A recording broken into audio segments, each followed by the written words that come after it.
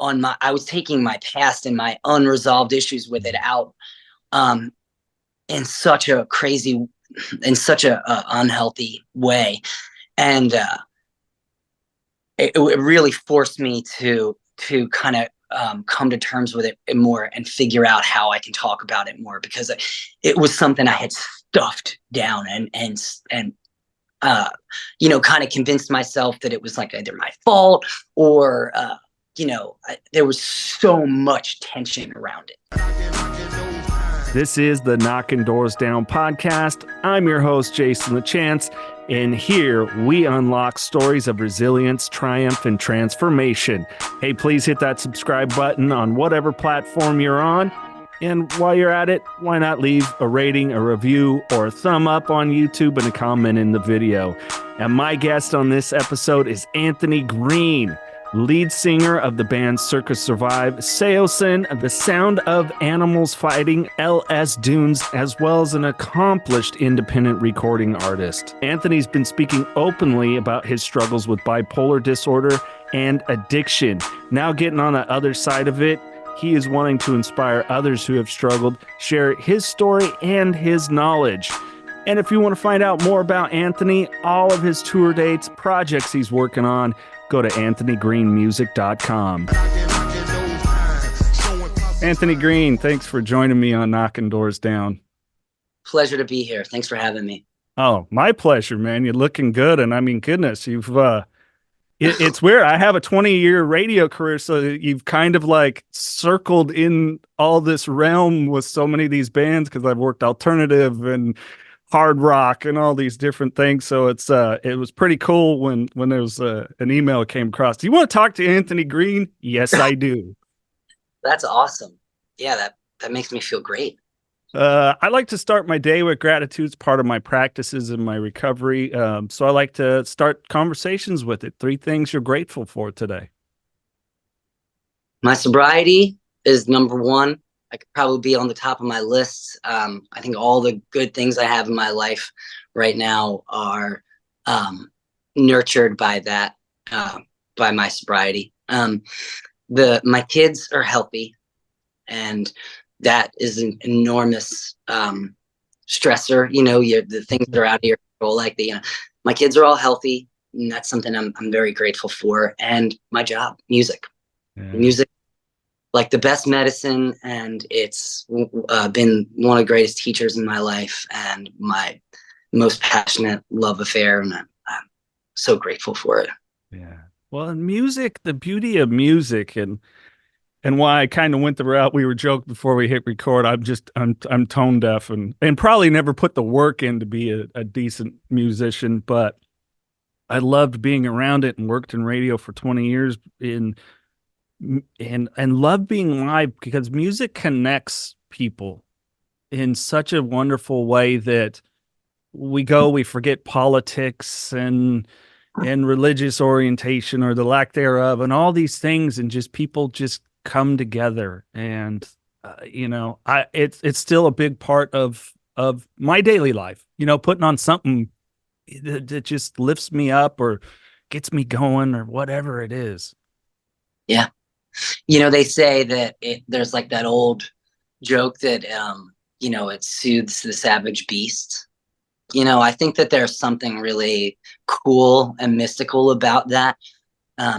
There's been times in my life where I'm just so overwhelmed, and a song or a melody will come in and just bring me back to a place of grounding, and will help, ease my worries and help kind of soften the tough parts of me that need to be softened so that I can grow. And it's always been there. When people come and go, things come and go, music's always something I can turn to at any moment. And it always gives you something. It always gives back, And I think part of the reason why I love making music so much is that when you feel inspired by something, it lives, like the inspiration kind of lives inside of you and needs to be nurtured, so you get this feeling, and you want to keep it, the same thing as like chasing a high. And when you learn, when you're listening to music and you're just it's and it you want to be inside of it, and there's times where like, yeah, I want this feeling, I want to understand this feeling more. And it's almost like, I guess it would be like how somebody who is a mechanic like starts opening the hood of a car and starts learning about it, and um you know doing something with the feeling of inspiration. It just, like gratitude, it multiplies it, so you're sort of giving back to this thing that brings you so much peace, and you're like kind of connecting the loop between your feeling and what you're wanting to express, and then it like continues this to ripple out. It's a really magical, powerful thing. It is. And when did music really enter your life? I mean, I'm always fascinated by what would be little Anthony, the childhood thing, because there's always that spark that inspires us. And I've known so many countless musicians that have ended up then struggling with substance abuse, and I don't know, I meeting you for the first time here virtually, I just see a loving, sensitive guy, and I can relate to that because that was me as a kid too. Yeah. I was the youngest of four boys, and there was like 11 years difference between me and my closest brother. So I sort of kind of came into a situation where I felt like I never really belonged, like they were already this family before I got there. And I was also drastically different than all of my siblings. Like, I was kind of really obsessed with art and music, and didn't play sports, didn't do well in school, didn't really stay out of trouble. Music came into my life at an early age. I have memories of going to high school dances when I was just, a 5, 6 year old, when my brothers were in high school. And then my parents would be chaperoning dances. And I can remember dancing to like Michael Jackson's Thriller, or maybe it was Bad. And like the kids in high school, like circling around like this little kid who's just busting a move, I remember feeling the attention that I had from people at that moment. And like, there was something that snapped in me there, where I was like, I felt this immense freedom, and I felt this acceptance of who I was because of all these other people sort of like giving me this, like giving me like the emotional go ahead to lose myself. And I think that was where I like got the bug of like wanting to just like sing and dance and almost like perform, but I put on a concert shortly after that for my parents and brothers to the song Kokomo by the Beach Boys, where I lip sync to Kokomo and Everything I Do It For You by Bryan Adams. And I was really attracted to the attention that you got, and like that feeling of like, okay, this is the service I'm bringing to you. You know what I mean? Like, I'm singing and dancing, and you're enjoying it. And there was like a very quid pro quo thing about it, where it was like, I felt, like elevated, and I felt like the emotion was elevated, and there was so much joy in it. And as somebody who didn't feel good about themselves and didn't feel comfortable in their own skin, I was always trying to go back to that spot where I was like, get that rush of like, oh, well, other people enjoy this, so you maybe can be comfortable in your skin for a minute. Yeah.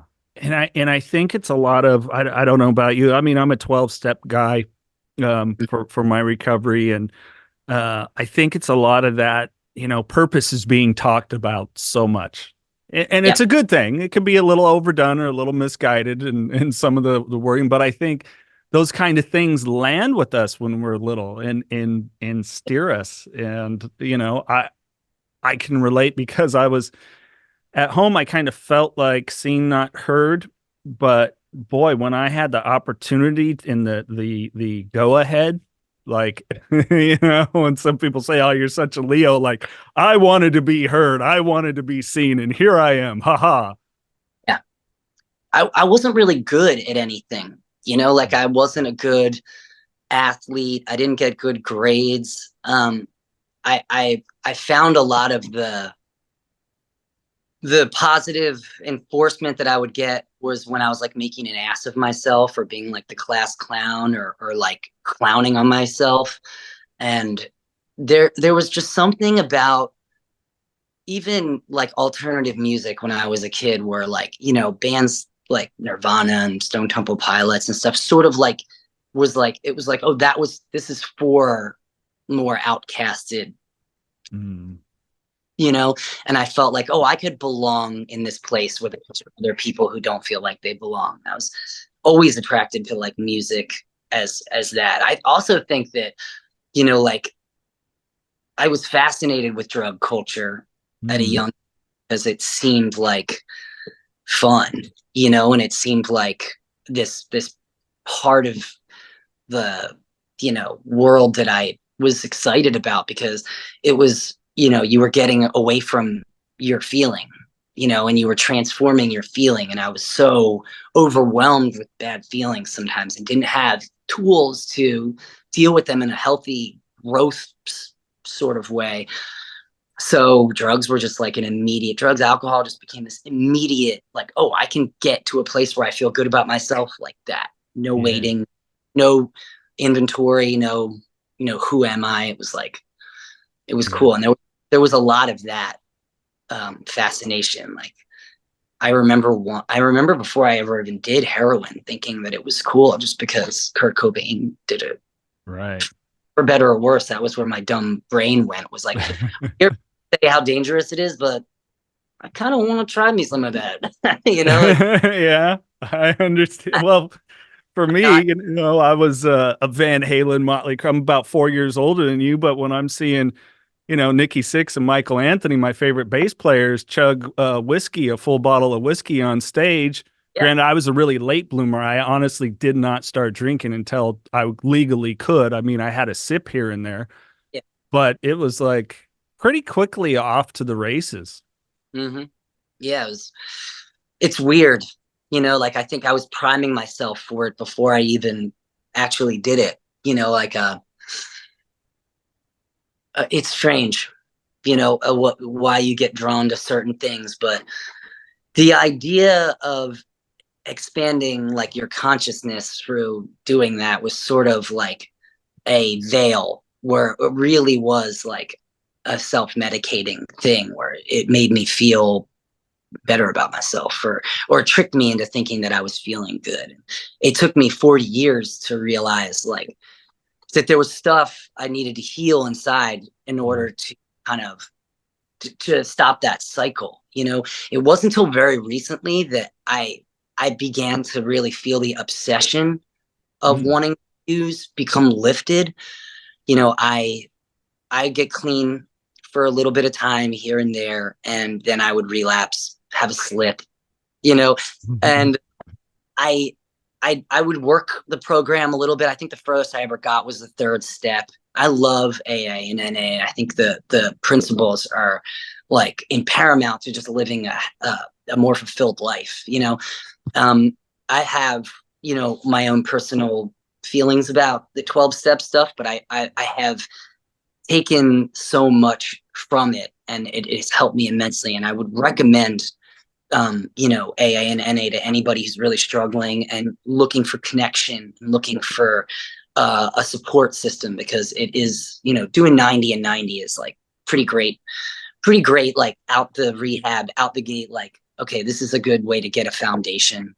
Um, but think different things work for different people. I think that's also, it becomes difficult because you want to figure out a way to get it, to fix it all at once, just like, that immediate gratification. So I think it was hard for me in early recovery to realize that this was going to be a journey. Up until the last year, I had been struggling so much with just depression, and I'm bipolar as well, and finding the right medication and the right type of therapies, and having a better understanding of why I was suffering so much, and trying to fix the leak, rather than building a boat to withstand the flood. Yeah. And I hated myself for so long. And even as an adult, like, I couldn't reconcile with the fact that I was blocking my own shot, like I couldn't grasp the self-love first, and really giving yourself a shot to be a good person. I had somebody in my life. I was actually the guitar player for Circa Survive's wife, Sarah, who is an intuitive and does a lot of work, does a lot of mystical work, and she helps a lot of people. She was talking to me once about just the things that we do. When we call ourselves pieces, I would say, like, I'm just a piece of shit, and she'd be like, you're not. And that's kind of a cop out, because when you do that to yourself, you're not really giving yourself a chance to be any more than that. And I was just stuck in that loop for a long time, where it was like, yeah, maybe I act like a piece of shit sometimes when I'm not being conscious of others, but I can change that. And knowing that and giving yourself a chance to do that, giving yourself the same consideration that you would give to anyone else you care about, such a fucking simple thing. I just couldn't grasp it. It kicked in and become a part of my recovery more. The obsession to do more self-destructive shit has been, the volume's been turned down on it greatly. Oh, thank goodness. Knocking Doors Down by Carlos Vieira. Now available wherever you get audiobooks. I wasn't done partying, and I didn't want the binge to end. I think I knew that when I finally got home, I'd have to face what I had done, and I wasn't ready to do that. Being responsible for my actions wasn't something I was looking forward to. I had abandoned my wife and baby, my family, and my business. I wanted to avoid the shame of returning to what I had left behind. Even though I was not yet going home, I wasn't sure I had enough resources to continue the binge. Click the link in the podcast description to find out more. And I see this especially with people that are, in the arts, especially performing arts. And I guess to some extent I kind of do, but I had that same thing, the I'm the worst piece of shit.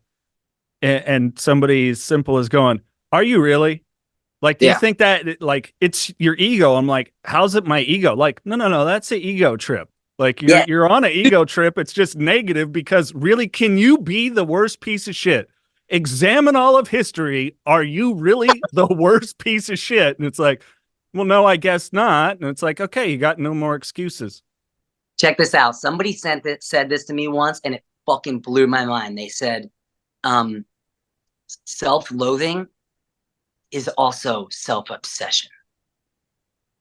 And I was like, fuck, I'm self-obsessed. But like, that's what it is. Like, I have to get out of this mindset that I'm the center of everything. And, when I'm struggling and I'm obsessed with this thing, if I pick up the phone, I call somebody and I check in on them, it fucking levels the playing field, and it picks me up out of the problem that I think I'm in, and helps me, like, see it for what it really is. And I think it's this built-in mechanism, that we have as humans to, like, when we reach out to others to help with, it does something for you. It's that whole, you only keep what you have by giving it away. And so, like, I could sit there and obsess about the problem that I'm having, or I can put some energy into helping someone else. And in turn, that does some cellular switch where, like, I'm all of a sudden feeling better about the thing that I was fucked up about. Yeah. It's the quickest method, at least for me, still, to get out of a thought or feeling. Is just as simple as, hey man, was thinking about you. Hope you're well. Love you, bro. It's like a call, text, whatever it is. It just, you're right. Just pulling out of ourselves sometimes and forgetting that, you know, we're not alone in this thing. We're meant to be connected to other people, you know. I mean, hey, whatever your faith is, but you know, mine literally says that is the purpose, not only to connect to others, but to a higher sense of being. And, you know, we're here. We're here to help. We're here to make this time better, not just for ourselves, but for others. There's an old thing. I was raised Catholic. I'm not Catholic, but I was Catholic. And there's a lot of really cool symbolism in some of the stories and the myths.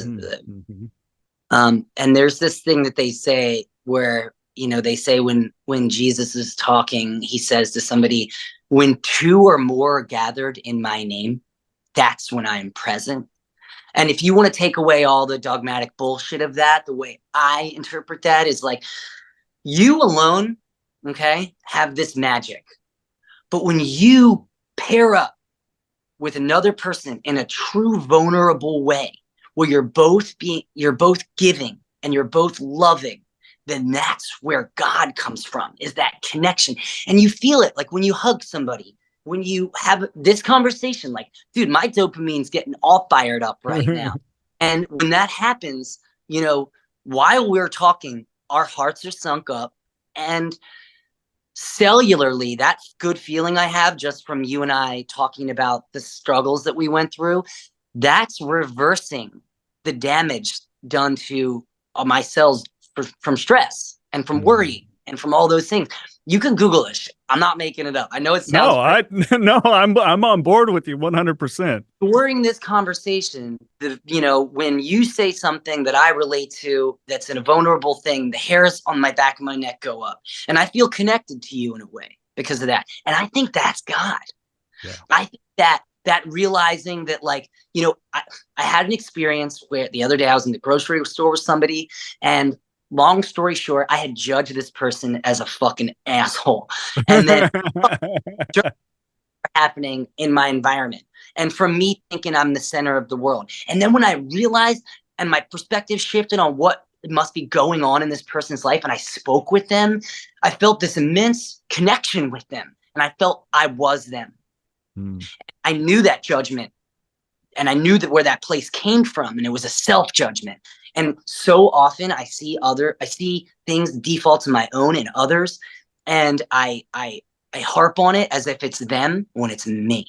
And learning that, how to find those kinds of flags and realize that this isn't a judgment about anybody but myself, and taking it for what I need, and then moving on and keeping just love in my heart for people that might say fuck you or cut you off in traffic or think that you're an asshole or something. Love for those people. And this is an easy thing probably for me to say as like a white dude in America, but when keeping that in my heart walking around is such a better way for me to live, and it helps me feel connected to like the source, my spiritual relationship with the mystery, which is what I like to call it.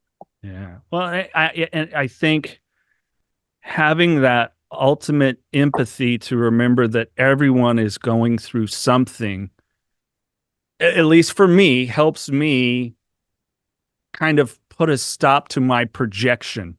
Yeah. Because I'll project my mood and my thought. Like, I was actually having a conversation with one of my mentors the other day about this. Like, he's like, hey, are you okay? I saw that you were responding to my text and then it stopped. And I went, yeah, because I was in a shit mood and I didn't want to blanket the response for what you were asking me based upon my emotional state. So I needed to breathe for about 5 minutes, shift my emotional state to not sit there and go, because none of us are John Steinbeck when we write a text message.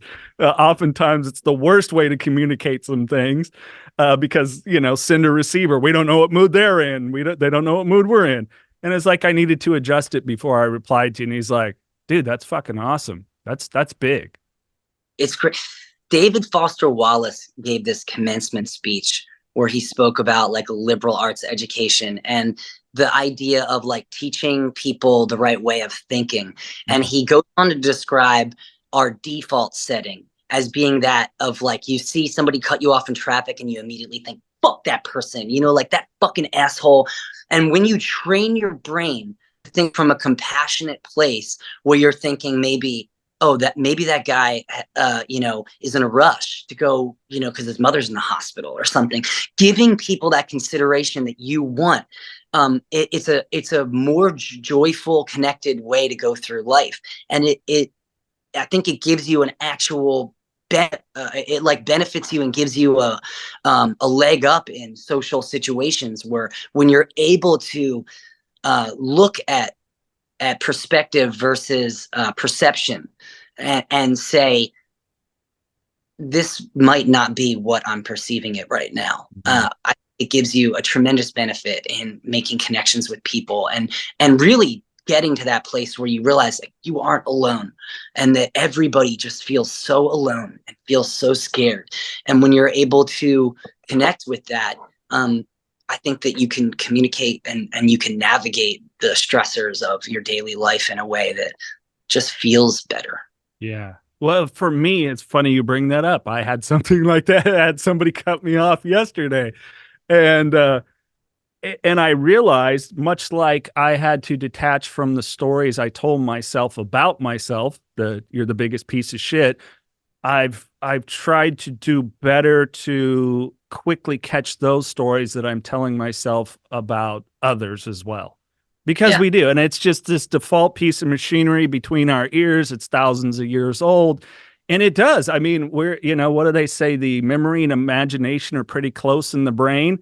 Probably why you know, I don't know about you. I've had this where I've asked like my brother, or my mom or whatever about stories from my childhood.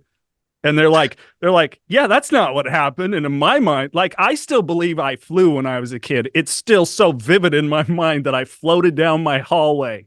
You know what I'm saying? And it's interesting how our brain works and how we have to have those tools and conversations with ourselves to change that story we're telling. Yeah. I have this memory of going to sleep, like being put to bed when the sun was still out and kids were playing outside. And I was watching an episode of The Simpsons one day where I was like, fuck it. Is this a memory I really had, or is this a memory of my episode of The Simpsons? Like that I'm just remembering this from this episode. But yeah, you know, as kids, you know, I experienced physical and sexual trauma as a child. And I think that not knowing how to talk about that stuff as a adolescent and growing up fucked me up. And the biggest thing that I'm trying to teach my kids is to talk about things, to bring things up, to say how you're feeling, and that feelings are okay, and that you aren't your feelings. You aren't the anxiety you're feeling or the fear that you're having. You're observing these things and you're deciding whether or not you want to agree with them. And if you can train yourself to take a step back and look at those feelings and think about where they're coming from, you can sort of detach you from the emotion that your self is giving you, and you can connect with other people. Mostly everybody's going through the same thing, and it's like the fear aspect of it keeps you blocked and isolated. And once you break that down and you learn that how to be vulnerable, and you learn that strength and vulnerability, that man, you end up having such better relationships with yourself, with others, with course, you know. And I think that's the beauty from my perspective that I've experienced in 12-step rooms. And thank you for sharing about your trauma. Yeah, as you know, I can relate, and I think it's so valuable for anyone to talk about it. But I'm so grateful to see more men talking about it that have experienced it in their adolescence and their childhood, because there's more of us than we know. And I know for me, in addition to the exposure to the pornography, I did so much of trying to prove, because I was the assailant, whatever the word would be, was a man, that I was trying to prove my masculinity. And I heard a lot of really nice women in the process. Mm-hmm. Yeah. Up until recently, it was something that I never spoke about. And I'm not sure I've ever publicly talked about it. It's still something I'm kind of coming to terms with a little bit. But it was a similar thing, because I had multiple experiences with abuse. And yeah, when it's another man, it becomes like this thing where like, yeah, I didn't know how to talk about it. I didn't want anybody to know.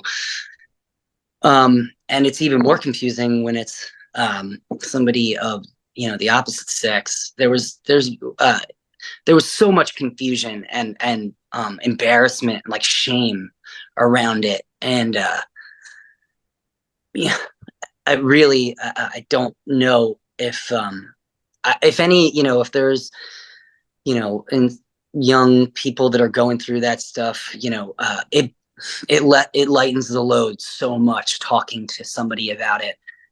And it took me fucking a long time, took me 35, maybe it took me 40 years really to figure out how I could talk to another person about it without breaking down. Yeah, same. I remember as my best friend, and it was in a relapse state, and I just called him and I unloaded. And I've known my best friend since I was 3, who had no idea.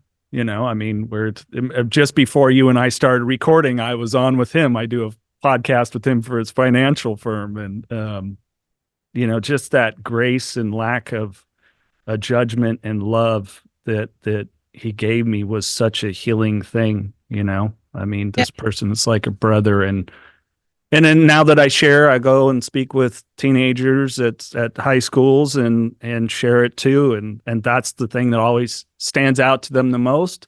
And sadly, because either them or someone they know has gone through it too. Have you dug into the archives of past Knockin' Doors Down podcast episodes? The Knockin' Doors Down podcast archive is available to you for free. Check it out. Here's a snippet from when Charlie Sheen was on the podcast. AA is not the best place for a famous atheist. I kept looking for that fucking chapter. So yeah, but it's not a one size fits all. Sure, it's like saying that we all think the same, like our brains are built the same. They're just not. Right. Yeah. There's such uniqueness involved. Check out this episode and so many more in the Knockin' Doors Down archive. And while you're at it, hit that subscribe button, give this video a thumb up, leave a comment, and share with somebody else that you know will get value out of the Knockin' Doors Down podcast. For me, the first time it happened at a friend's house. And so I was over at a friend's house in my neighborhood, and being a father now, I feel like it really, having my kids grow up and go just, play dates and stuff like that. I was taking so much out I was taking my past and my unresolved issues with it out in such a unhealthy way. And it really forced me to kind of come to terms with it more and figure out how I can talk about it more, because it was something I had stuffed down and kind of convinced myself that it was like either my fault or there was so much tension around it, and it's hard for me to even talk about, to be honest. Wasn't intended on talking about it. But it's having children and giving them the language to talk about what, giving them the language to say, what being a father and giving my children the information about my life and letting them know about me and what I went through, and giving them sort of a space where they can talk freely about anything that I didn't feel like I had. is like the first step into me trying to protect them.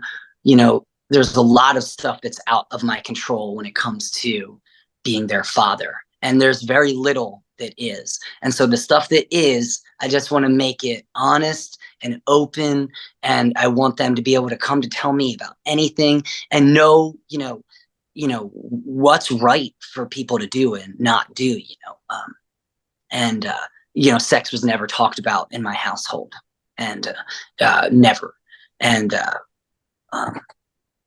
I was, just in the dark, and giving my children the knowledge of what is, appropriate, what isn't appropriate, and letting them think about their own, their own physicality and their own bodies in a way where they can figure out autonomy is, it's been a challenge, because it's like, fuck, you weren't raised that way. So like, you're like learning as you go, but I feel grateful for all the stuff that I went through, and even the years where I struggled with coming to terms with it, because I think it has set me up as a father for being able to protect my kids, give them the information they need to figure out who they are, and to make sure that nobody is like going to infiltrate or abuse any of their personal space. Yeah, I agree. Thank you for being open and trusting me with that.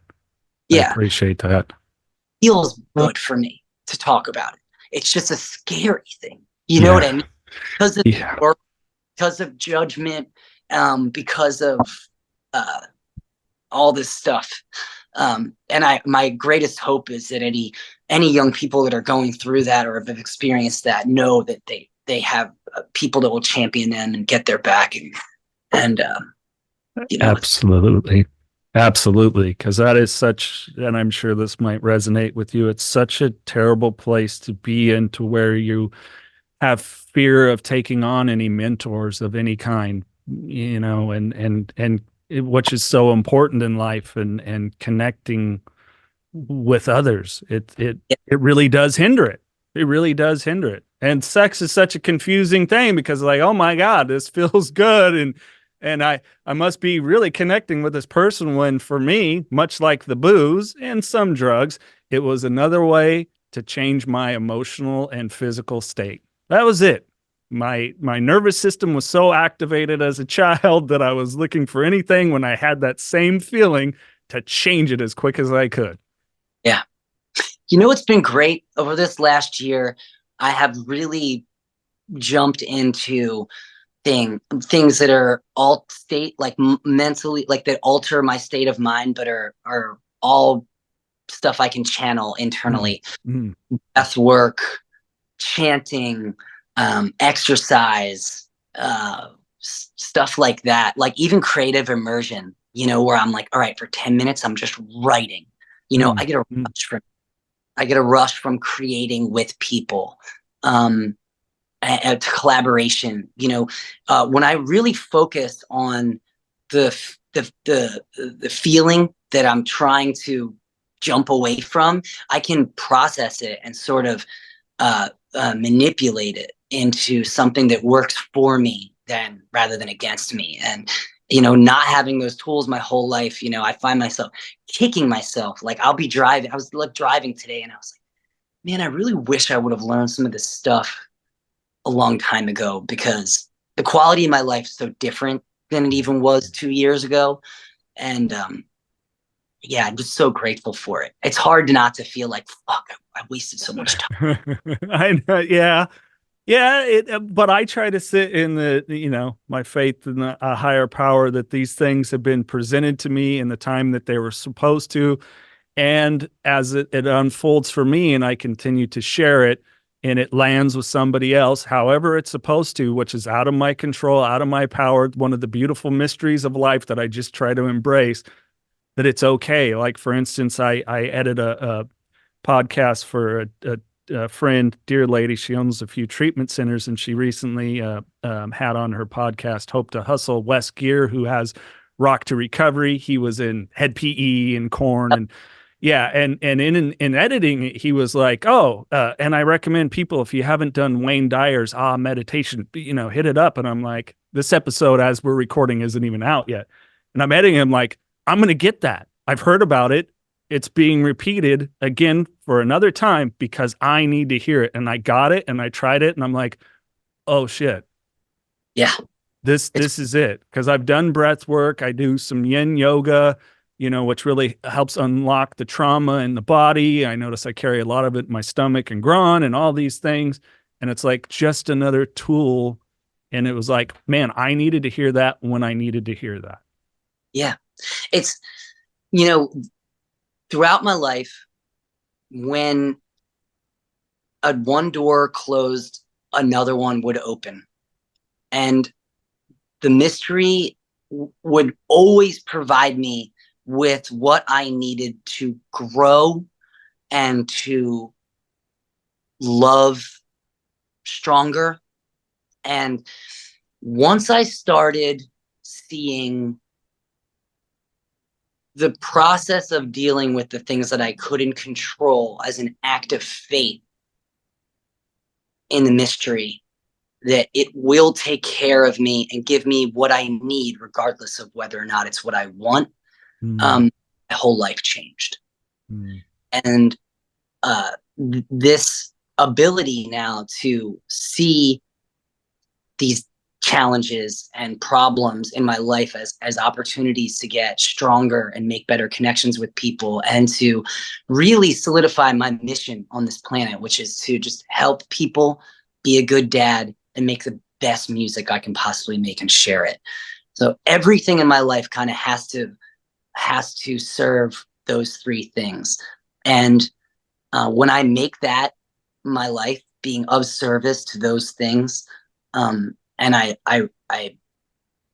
make myself of service to the mystery. And when things don't go the way I want or the way I was hoping, seeing that as an opportunity to, really strengthen my faith. I always feel taken care of, and I always feel like I've grown, and it takes care of me, Yeah. And thank you for sharing that, because I was having a conversation with a friend yesterday, kind of having some struggles, some things changing in his life, and was a caretaker for a loved one, and that shifted, and I closed with him. The quandary that you're in is your values have shifted. If you can identify your values, then you can find where purpose is taking you now. And he's a brilliant musician in his own right, and a teacher mainly, awesome jazz guitarist. And it was like, whoa, wait a minute. I haven't examined my values in a while. Yeah.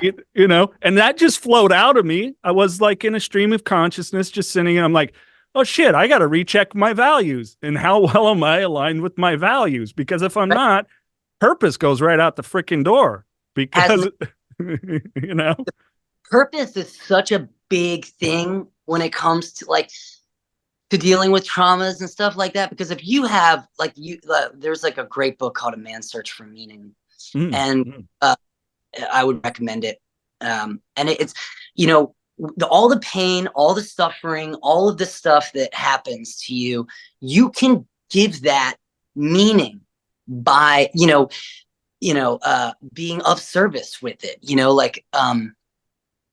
like for me, like the things that have really fucked with me in my life, by writing about them, by sharing them with others, and it gives it a purpose. It's that pain isn't in vain. That suffering wasn't in a vacuum. That suffering happened so that I could go out and maybe help someone else in the process of their suffering not suffer as much. And when you see those challenges as ways for you to help others, then it doesn't feel as like much of a punch in the face as much maybe like a little kick in the butt.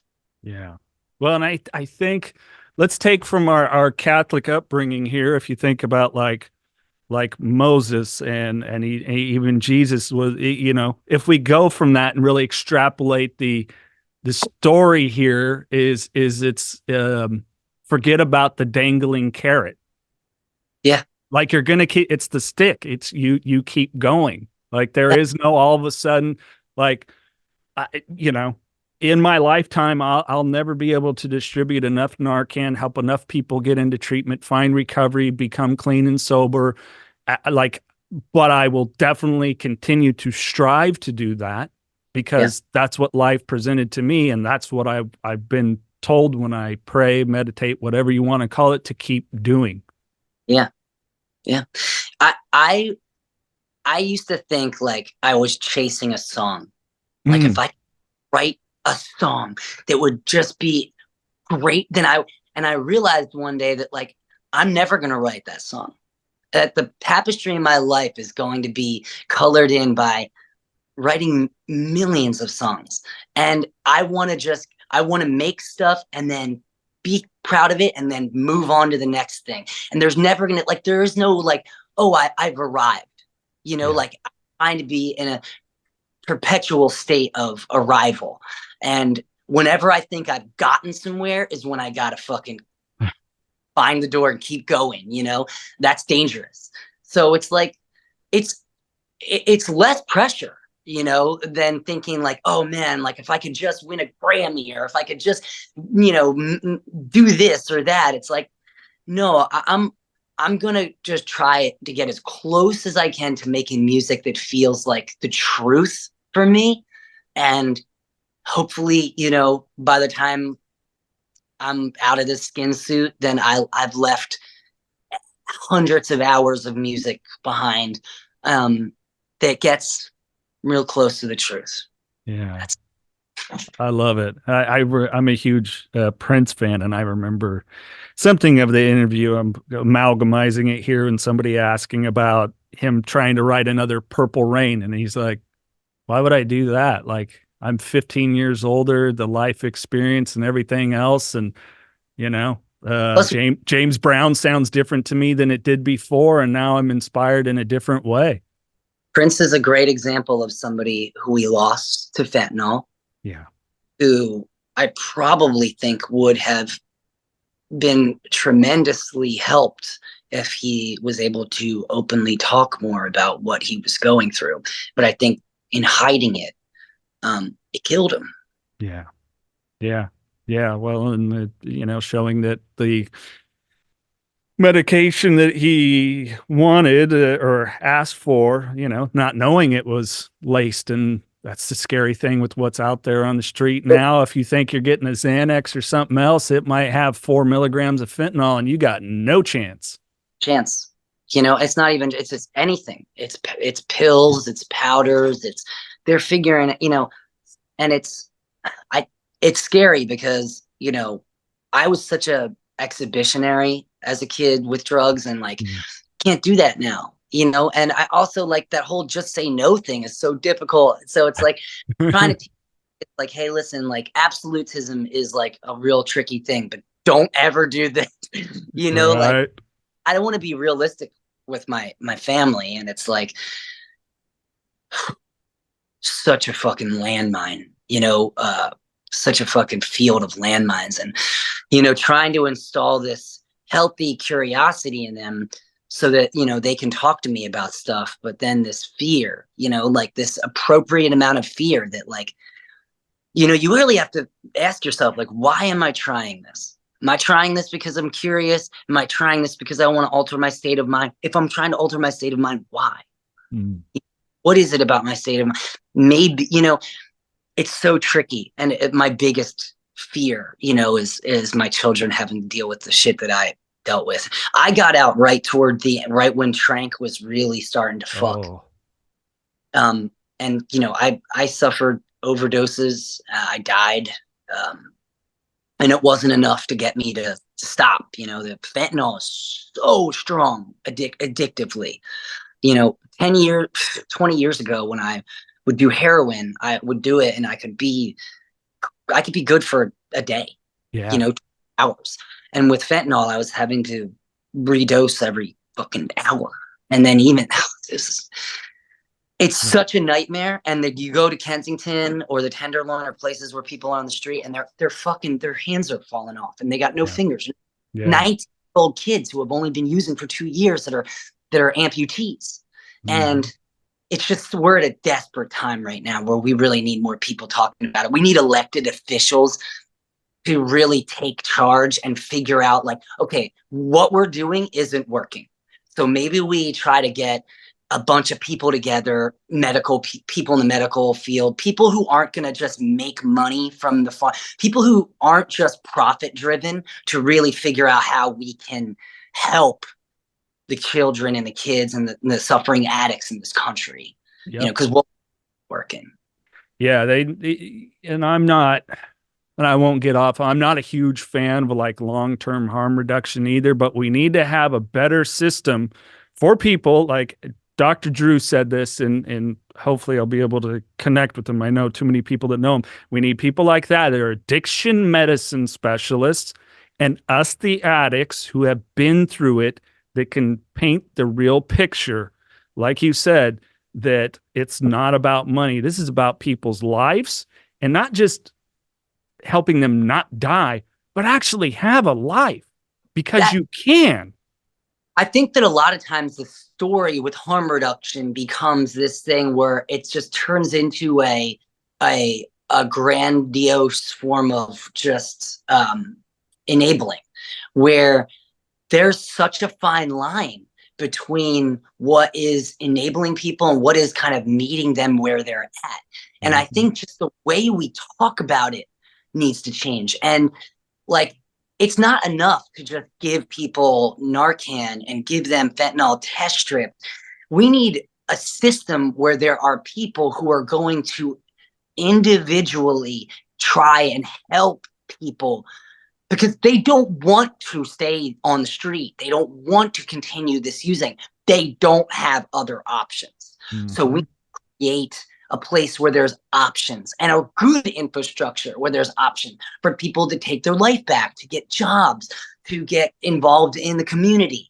And it's just like, it's so much that I think that a lot of people get scared of even trying to attempt it. But it's like, it's like a shitty diaper, you know. You got to go in it a little bit and a little bit and a little bit, and you just got to keep going. And I do think that harm reduction and it can be done in a way where people are being met where they're at and given an opportunity to thrive and to help, really help them change their life. I met a guy in town the other day that just had gotten arrested and gotten let go, and he was, you know, had gotten like 20 days clean from being in jail. And he saw me, we started talking, and he, you know, a lot of times people get let out in Doylestown, the courthouse, and they're like trying to get back to Philly. And I started talking to this guy, and he was like, yeah, I'm going to cops like right now. And I was like, you got 20 days, bro.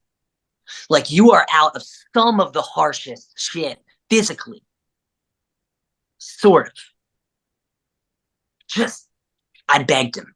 I was like, please, God, if you ever thought about like the Vivitrol shot or Subutex or something to help you get more time, that the more time, you know. And this guy, in talking to him about it, he says to me, he goes, you know what the hardest thing for me about it is? And then he stopped and he started to cry.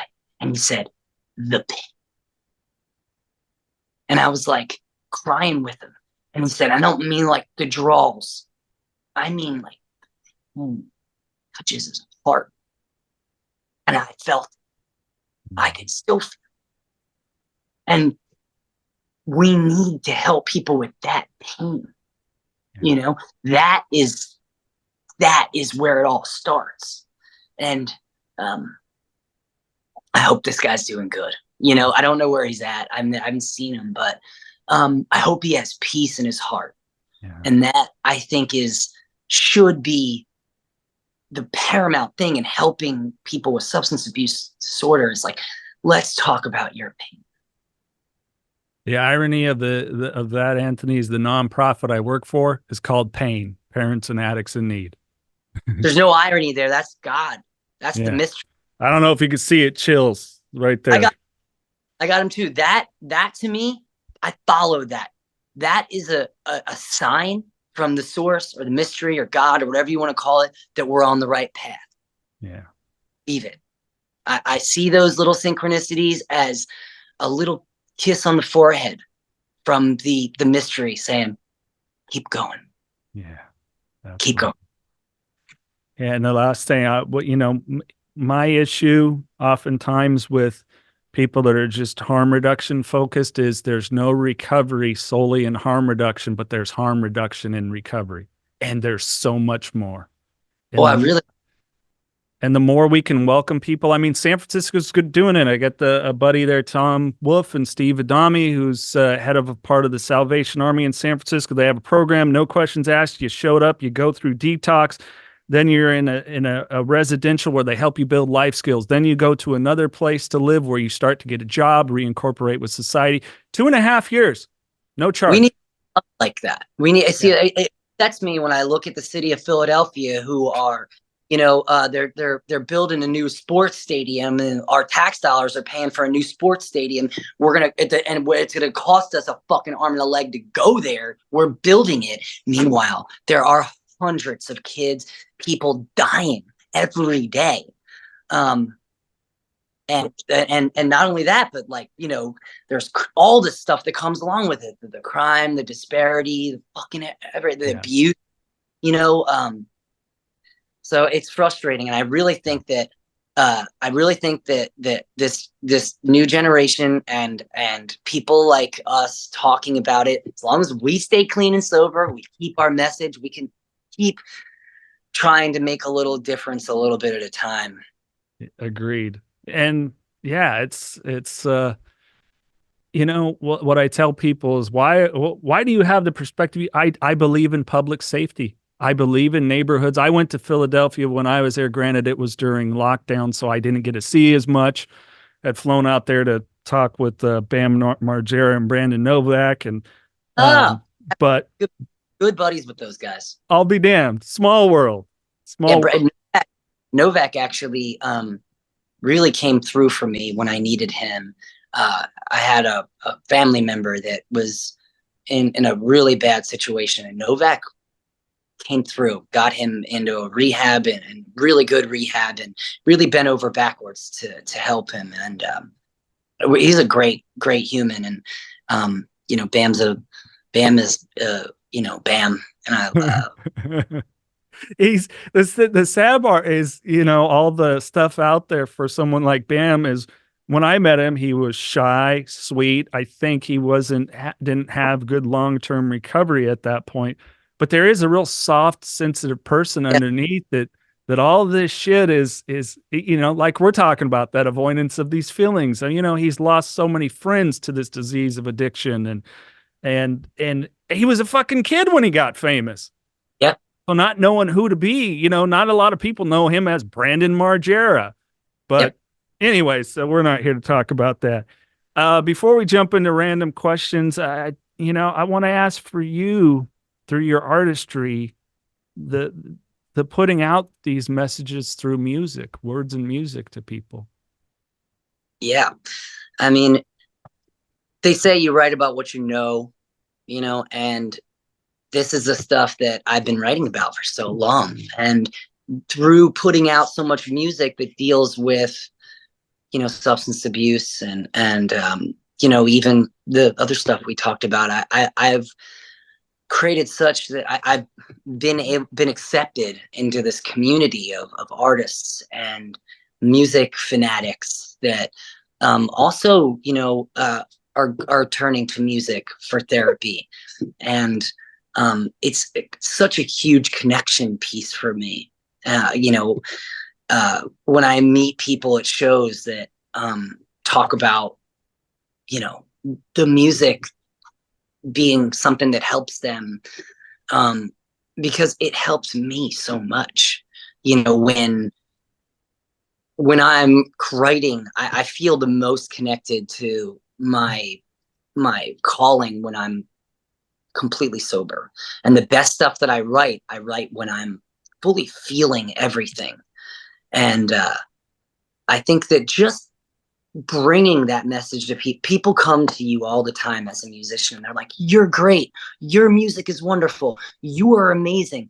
And I get the ability to tell those people, that's you, you see.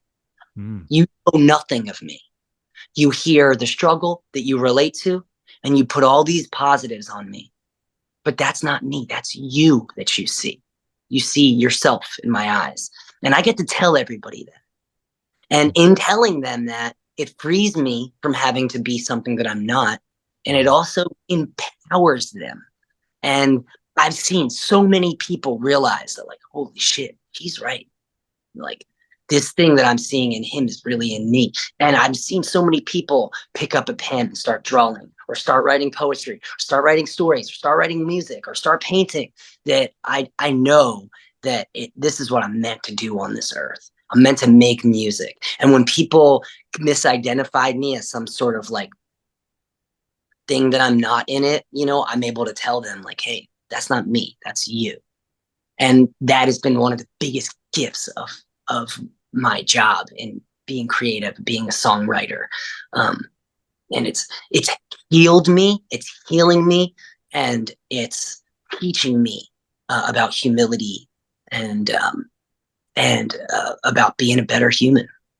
Wow. Anthony, I mean, I know we're just meeting for the first time today, but wherever you at, to know that, to understand that, I've never heard anyone convey that, is so freaking huge, man. Like that. I feel it every day. Like, every day I wake up and I sit down and I pick up a guitar, or I interact with somebody, I feel this like gratitude for this gift that I was given, of over feeling. and sometimes it feels like a curse, but more often it's like a superpower. Yeah. And you see artists who start trying to take credit for all of it, and their shit gets terrible.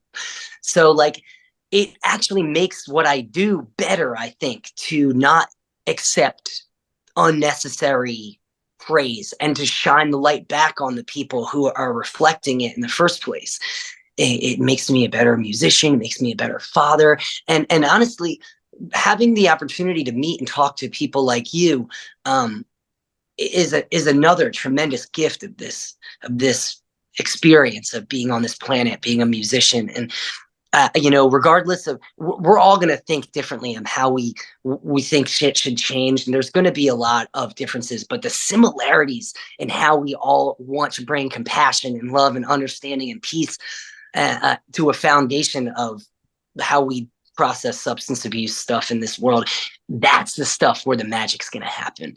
And I think that, you know, right now we're at a time where a lot of shit's changing, and a lot of people are waking up to thinking like, wow, we really need to change the way we think about not just this stuff, but all across the board. And I'm here for it. I love it. I love that we're in a time where we're looking at the old ways of looking at life and the things that have sort of imposed upon us by our grandfathers and grandmothers, and saying, fuck that. And that brings us disconnection. Let's change it. Yeah. I see a desire to be, or at least I know it's in me, to be less factioned. Yeah. Like, I don't care. Let's find something we can resonate about. That's why the art's beautiful. You can always find somebody. That's why, you know, I love music of all genres, try to read as many different genres, love movies, TVs of it all. Because quickly with art, it's just like, you can find something that you can resonate, and that little thing that you want to war this other individual over or whatever it is goes away really fast. Right. There's a funny story that somebody told me at one of my shows, where there were two people at a VIP that I do like a little meet and greet where I play a couple songs and I talk to people before the show. And two people who were there had gotten into like a road rage incident on the way.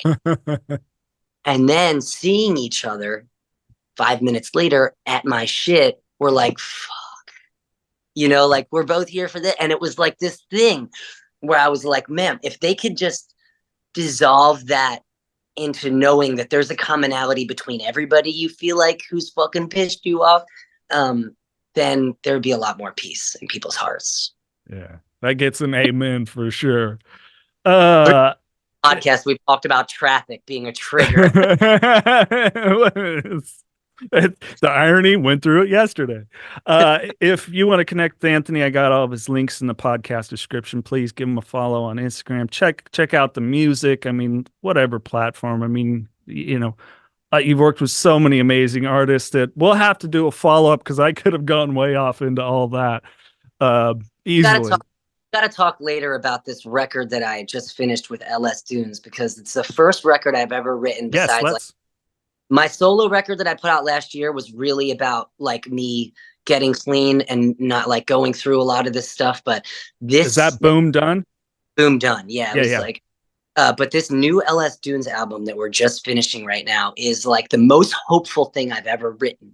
And it's sort of a blueprint of how I rediscovered the magic of being able to rewire myself and to give myself the benefit of the doubt. Say, you're not a piece of shit. You're an actual being of light that needs to hone their frequency into a place where you're in a service and you're in a connection with others, and it just needs to sharpen your frequency, Yeah.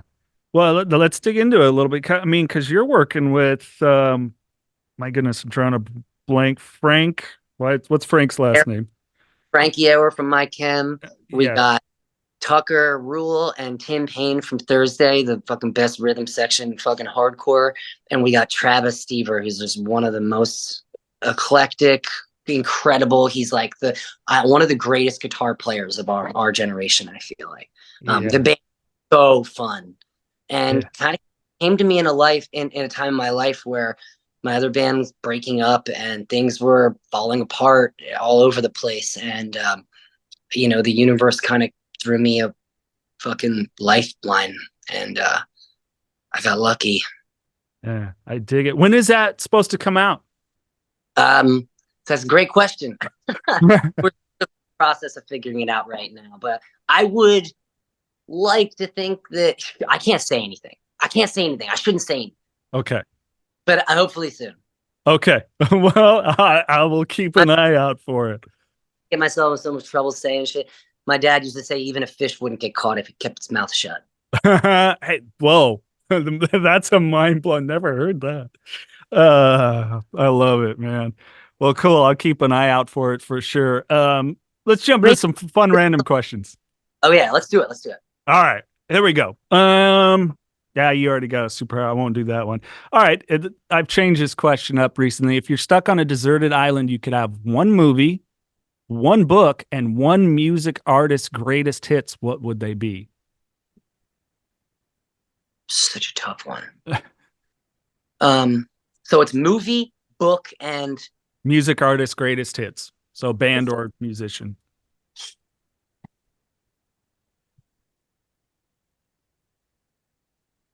Okay. For a movie, I would probably go with Back to the Future, part 1, 2. Like, can I pick all of them? Like, We'll give you the trilogy. Sure. Okay. So maybe I would think of Escape from Alcatraz with Clint Eastwood would be the movie. The book would be The Book by Alan Watts. No. It would be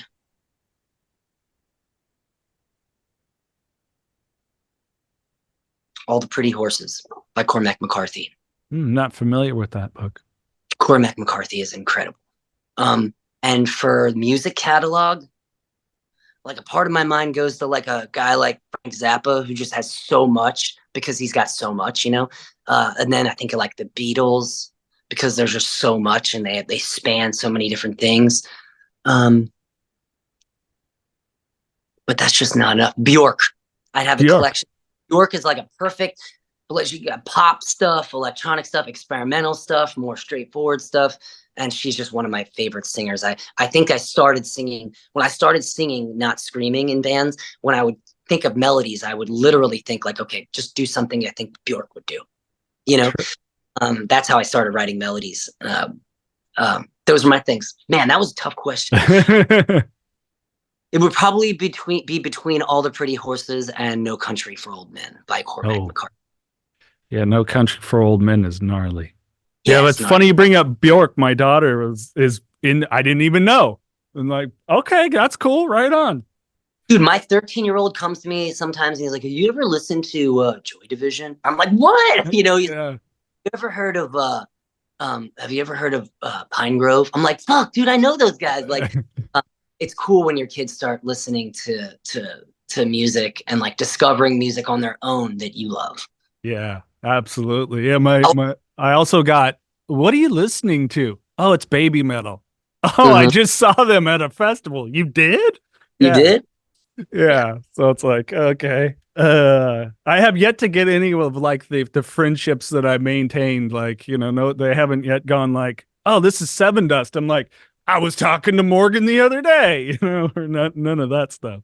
When it happens for me once in a while where my kids will be like, talking about something, they'll be like, oh, Post Malone or whatever. I'll be like, oh, I've been in the studio with that guy. And they're like, what? you know, things like that where they'll be like, man, my dad's cool. When dad gets some cred. My Okay. oldest getting Go ahead. really my oldest son's getting into the Deftones right now, and I love it so much because they're one of my favorite. Oh yeah. Damn. We could talk music all day, that's for sure. Okay. Let's say you write your autobiography and it gets licensed to be a movie or a TV show. What genre would you want it to be, and who would you want to play adult you? Science fiction, and like Frankie Muniz can play me, right? That's what people be my whole life be like, you look like the guy from Malcolm in the Middle, and I'm like, fuck you, thanks. Well, if it helps any, Anthony, he's a hell of a race car driver too. Heard that. Yeah. Oh, I love it. That's pretty good. I've never heard I always said mine would have to be a rom-com, and people are like, how? I'm like, well, because I live, so it can't be a tragedy. Oh, I love that. I Yeah. love. Yeah. Do you have a hobby or interest that people might be surprised to learn about? Maybe something you don't share. Probably not that surprising, but I really love soft t-shirts and like vintage old t-shirts, and I love like thrifting and even like finding little trinkets at thrift stores. Whenever I'm on tour, I like to go to like, the Salvation Army and other little thrift shops and just look for old t-shirts. And I don't know why something about it. I got a lot of hand-me-downs when I was a kid because I had, 3 older brothers. And so I never had anything new. And all their shirts were like, 20 years old by the time I got them, soft. And there's something about finding like a really soft, old vintage shirt that just kind of does something to my inner child. Huh. I love it. That's pretty damn cool.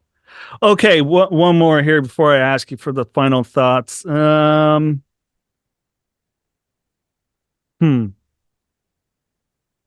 Best and worst advice you ever received?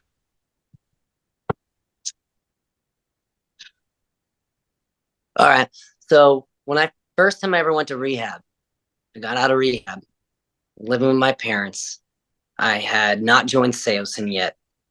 And I was recording music. I was working 2 jobs. I was working at a bakery, a pastry kitchen, and I was working in a construction. And I had someone very close to me say, this doesn't mean you never have to drink again. It was my father. This doesn't mean you never have to have a drink again. And that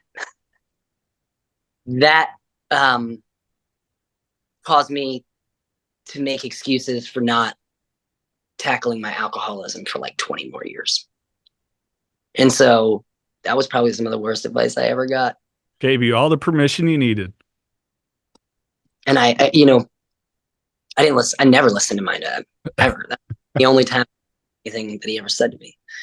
And the best advice I ever got, and there's been a lot of really good advice.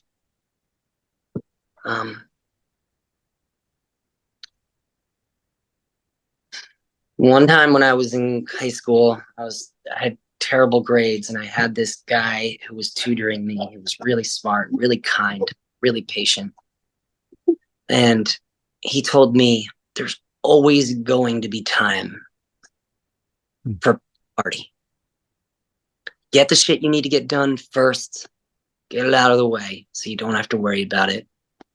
And I know that sounds silly, but procrastination has been something that has really been a challenge for me in my life. And so when there's something that I need to take care of, taking care of it in a time, taking care of it so that I don't have to worry, helps me a lot. But I'm not sure that's the best advice I ever got. It's just something that carried with me forever. That's great advice. I tell buddy, my kids, go ahead. Sorry. my kids will be like, I have all this stuff I want to do. I'm like, just get your work out of the way and then you can do whatever you want. Yeah.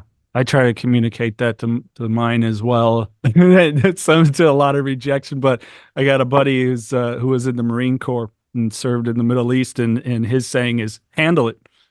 Yeah. And his standing behind what he means is like, yeah, get those things done, because it's weird how you get robbed of so much energy in procrastination. You just handle it. It's like it opens up the world for you. Yep. It's wild. So much I think would have been different in my life if I learned to like take care of the shit I need to take care of right away rather than let it stew and worry. But I think if there was like a thing where the best advice I ever got from anybody was to examine perspective versus perception, and that how you see a situation isn't necessarily how it always is, and being able to step back and look at something from an alternate perspective, that has given me that has benefited my life in such a fruitful way that I couldn't even begin to describe. So if I was going to say best advice, that would probably be the best advice, because it goes back to the thing we were saying of the judgment piece and all that stuff. And, if you can examine your perspective on something versus the perception of it, then yeah, I think that's good advice. I love it. Hey, Anthony, this is where I give you the floor. Jerry Springer moment, as I joked before we hit record, just anything that you would want to lend maybe to someone that is struggling. We do have a lot of people that have reached out and told me that they have a loved one who's struggling. What would you maybe want to lend? Well, if there's anybody that's listened to this, gets to the end of this podcast or whatever and feels anything about it, feels like good about it, or this happened because of two people sitting down, talking openly and honestly about stuff that talk. And are you still there? Yeah. I got a weird call. This whole thing happened because of two people sitting down and talking their vulnerability and talking about trauma, and that so much can be figured out in life by sitting down, not necessarily for a podcast or for anything, but just sitting down, connecting with another human being about stuff that you might normally hide or repress or deny is such a freeing, such a powerful component to developing positive relationships in this world. So if you've been listening to this and you like it and you think there's something, pieces that you would take out of it, the biggest thing, the reason this happened is because of two people's ability to sit down and be honest and open with each other. And that if you bring that to the relationships that you have in your life with everyone, with yourself, that it will make those relationships better. Yes, sir. Anthony, this has been an absolute pleasure. I appreciate your time and your vulnerability and openness, and so much of what you shared landed with me. And lately I'd been feeling a little pensive, and you've brought me a lot of comfort today, and I appreciate you. Yeah, I can't thank you enough. Trust me when I say that the pleasure is all mine. I get scared about doing these things, and I feel the same thing that you feel, and it's hard to put into words the type of the type of thing that happens when people meet like this. And I appreciate you meeting me here, and I look forward to meeting you in person, being able to high five and do more stuff together. Absolutely. That's a promise. We got to make that happen. Boom. Boom. All right. Pinky swear. We got it. On that note, remember, no outside solutions to inside problems, and keep knocking doors down.